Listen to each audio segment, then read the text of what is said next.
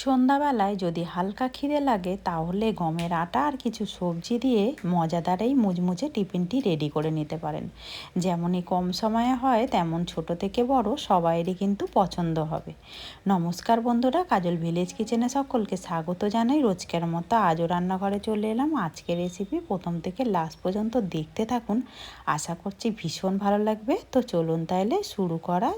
সকালের টিফিন হোক কিংবা সন্ধ্যার জন্য হালকা যদি খিদে পায় এরকম একটা চটজলদি কিন্তু টিফিন রেডি করে নিতে পারবে। একদম কাঁচা সবজি দিয়েই কিন্তু রেডি করে নিতে পারবে।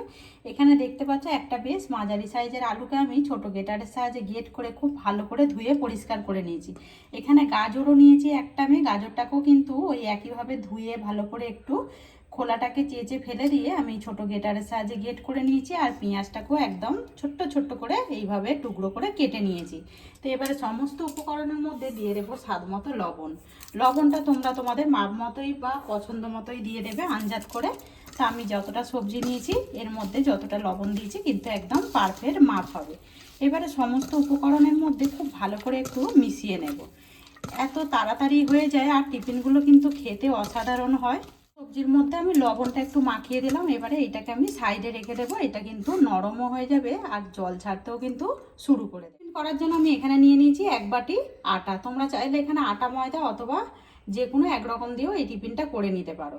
তো আমি আটাটাকে একটা বাটির মধ্যে বা থালার মধ্যে নিয়ে নেব। এবারে এর মধ্যে দিয়ে দেবো স্বাদ মতো লবণ বা মাপ মতো লবণ।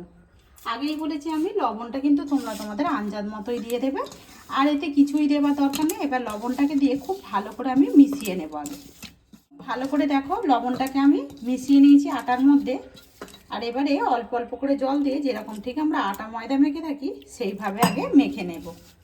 খুব ভালো করে আমি আটাটাকে মাখিয়ে নিলাম। এবারে একটু হালকা করে ওপর থেকে একটু তেল দিয়ে দেব। এটাকে ঢাকা দিয়ে রেখে দেব। এইদিকে সবজির মধ্যে যে লবণ মাখিয়ে রেখেছিলাম কতটা নরম হয়ে গেছে আর এই দেখো কত জল ছাড়তে শুরু করেছে। এইভাবে এবারে সমস্ত জলটাকে কিন্তু আমি ছেঁকে নেব, চিপে ফেলে দিতে হবে। এতে করে টিফিনটা যেমনই সুন্দর হবে খেতে, একদম জল ছাড়বে না, তৈরি করতেও কিন্তু একদম সহজ হবে। আর দেখতেই পাচ্ছ কত কিন্তু জল বেরিয়ে গেছে। এরকম আটা মাখার আগেই সবজিগুলোকে একটু লবণ মাখিয়ে রেখে দেবে। তো জলটাকে আমি ছেঁকে ফেলে দিয়েছি সবজি থেকে। একদম সবজিটা দেখো নরম হয়ে গেছে। তোমরা চাইলে তোমাদের পছন্দ মতো কিন্তু এখানে সবজি ব্যবহার করতে পারো। এবারে দিয়ে দেবো এতে গোলমরিচ গুঁড়ো। তো আমি হাফ চামচের মতো ছোট চামচে দিয়ে দিলাম গোলমরিচ গুঁড়ো। এবারে আবারও আমি এটার সঙ্গে খুব ভালো করে মিশিয়ে নেব। এতে করে কিন্তু টেস্টটা দারুণ আসবে আর একটু টিফিনটা খেতে ঝাল ঝাল মতো মনে হবে। এর মধ্যে গোলমরিচ গুঁড়োও দিয়ে দিলাম। এবারে এটাকে সাইডে রেখে দেবো। আটাটাকে মেখে রেখে দিয়েছিলাম কতটা নরম হয়ে গেছে সেটা কিন্তু দেখতেই পাচ্ছ। এবারে এটাকে একটু হাত দিয়ে এইভাবে মাখিয়ে নেব। মাখিয়ে নিয়ে এটাকে আমি রুটির মতো করে কেটে নেব। তো দেখতে পাচ্ছ যেরকম ঠিক আমরা রুটি পরোটা করি সেরকমই আমি কিন্তু লেচিটা কেটে নিয়েছি। এবারে এটাকে একটু গোল করে নেব। এখানে একটা চাকি বেলনা নিয়েছি, অল্প করে একটু ময়দা ছিটিয়ে দিলাম। চাইলে তোমরা এখানে আটাও দিতে পারো, একটু ময়দা দিলে পরেই ভালো হয়। এবারে দু পিঠে একটু কোট করে নেব। কোট করে নেবার পরে এটাকে সুন্দর করে এবারে রুটির মতো বেলে নেব। তো এখানে দেখতে পাচ্ছ আমি একটা একটু পাতলা করে রুটির মতো বেলে নিয়েছি। আর দেখতে পাচ্ছ পেছন দিক থেকে কিন্তু একদম রুটির অপর দিক থেকে আঙুলগুলো কিন্তু বোঝা যাচ্ছে। এরকমই ভাবে বেলে নিতে হবে। এখানে যে আমি একটা সবজির পুর রেডি করে নিলাম, এটা এবারে ওপর থেকে এইভাবে ছড়িয়ে দেব। একটু বেশি করেই দেবো, এতে করে কিন্তু খেতে ভীষণই দারুণ হবে। তো দেখো কাঁচা সবজি দিয়েও যে এতটা সুন্দরভাবে সকালে হোক বা সন্ধ্যার জন্য ঝটপট কিন্তু একটা টিফিন রেডি হয়ে যায়। তো দেখতে পাচ্ছ আমি সমস্ত রুটিটার ওপরে এইভাবে দিয়ে দিয়েছি। তো এইরকম সাইড থেকে নেব, নিয়ে এইভাবে একটু চেপে চেপে ঠিক আমরা যেরকম রোল মুড়ে থাকি সেইভাবে কিন্তু মুড়তে হবে। আর এটা কিন্তু খুব চেপে চেপে এই কাজটা করতে হবে। তো দেখতেই পাচ্ছ আমি কিন্তু খুব সুন্দরভাবে আর এটা সাবধানে কিন্তু এইভাবে চেপে চেপে আমি একটা রোলের মতো করে নেব। রোলের মতো হয়ে গেলে এটাকে এইভাবে হাত দিয়ে একটু চেপে দেব। তো দেখতে পাচ্ছ আমি এখানে কিন্তু একটা রোল এইভাবে গড়ে নিয়েছি। আর এইভাবে কিন্তু সুন্দর করে রোলটাকে ঘুরিয়ে ঘুরিয়ে এইভাবে একটু গড়ে নিতে হবে। সমস্ত রোলগুলোকেই আমি একইভাবে গড়ে ফিরে আসি। সমস্ত রোলগুলোকেই দেখো আমি সুন্দর করে কিন্তু গড়ে নিয়েছি। আর এখানে অপর দিকে আগে থেকে জল গরম হতে বসিয়ে দিয়েছি। জলটা বেশ কিন্তু ভালোভাবে গরম হয়ে গেছে। আর এখানে একটা জালতি নিয়েছি, জালতির গায়ে আগে থেকেই আমি সাদা তেল ব্রাশ করে দিয়েছি।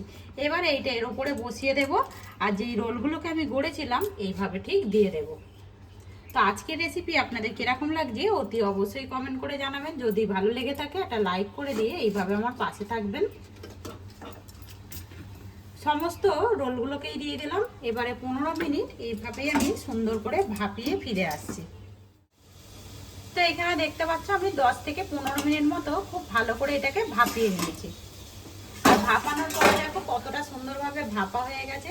এর মধ্যে কিন্তু সবজিগুলোও সিদ্ধ হয়ে গেছে। এবারে গ্যাস অফ করে এটাকে নামিয়ে নেব। তো দেখতে পাচ্ছ এটাকে নামিয়ে নিয়ে আমি একটু ঠান্ডা করে নিয়েছি। এবারে তুলে নেব। আর এই দেখো কতটা সুন্দর হয়েছে। এগুলো কিন্তু একদম তেল ছাড়া একটা টিফিন, খেতে কিন্তু দারুণ লাগবে। তো এবারে এইগুলোকে আমি সুন্দর করে পিস করে নেব। তো তার জন্য সাইডগুলো এইভাবে আমি কেটে ফেলে দেব, তাতে করে কিন্তু টিফিনগুলো দেখতে দারুণ লাগবে।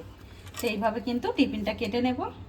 আর দেখতে পাচ্ছ পুরে ঠাসা আর একদম কিন্তু সিদ্ধ হয়ে গেছে সবজিগুলো। তো ওইগুলো কিন্তু ফেলে দেব না, ওইগুলো কিন্তু খাওয়া হয়ে যাবে আবারও।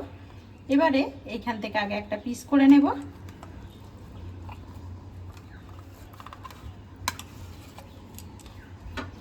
আবারও আমি এইখানটায় এই সাইডটা আবারও কেটে দেব।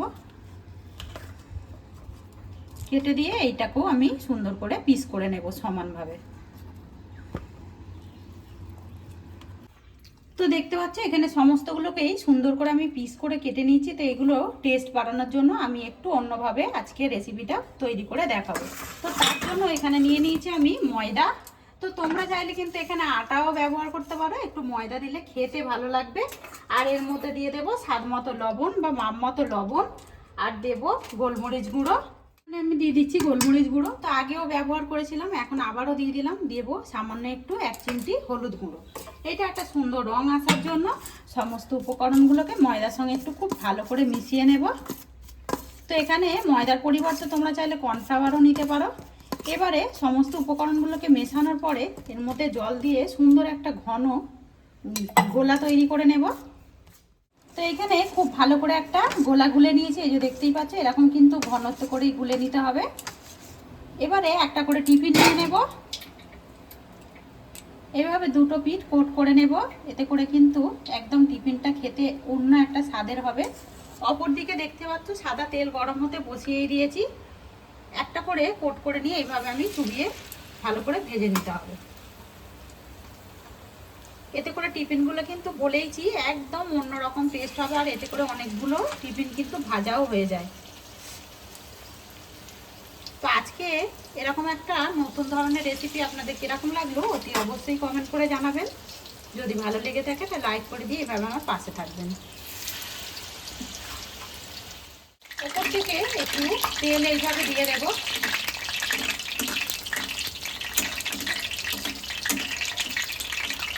যখনই একটা পিঠ হয়ে যাবে অপর পিঠটা উল্টে দেবো।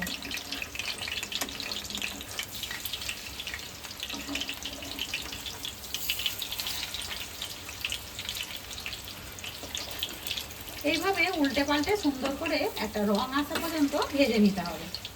সুন্দর করে আমি একদম রং আসা পর্যন্ত ভেজে নিলাম। এগুলোকে একটা প্লেটের মধ্যে তুলে নেব। এইগুলো দেখো যতটা দেখতে সুন্দর হয়েছে খেতে কিন্তু আরো বেশি দারুণ লাগে। আর এগুলো একেবারেই মুচমুচে হয়। তো দেখতে পাচ্ছ এখানে কিন্তু সুন্দর করে একদম মুচমুচে করে টিফিনগুলো রেডি করে নিয়েছি। কতটা সুন্দর হয়েছে আর কতটা তাড়াতাড়ি হয়ে গেছে সেটা কিন্তু দেখতেই পেলেন।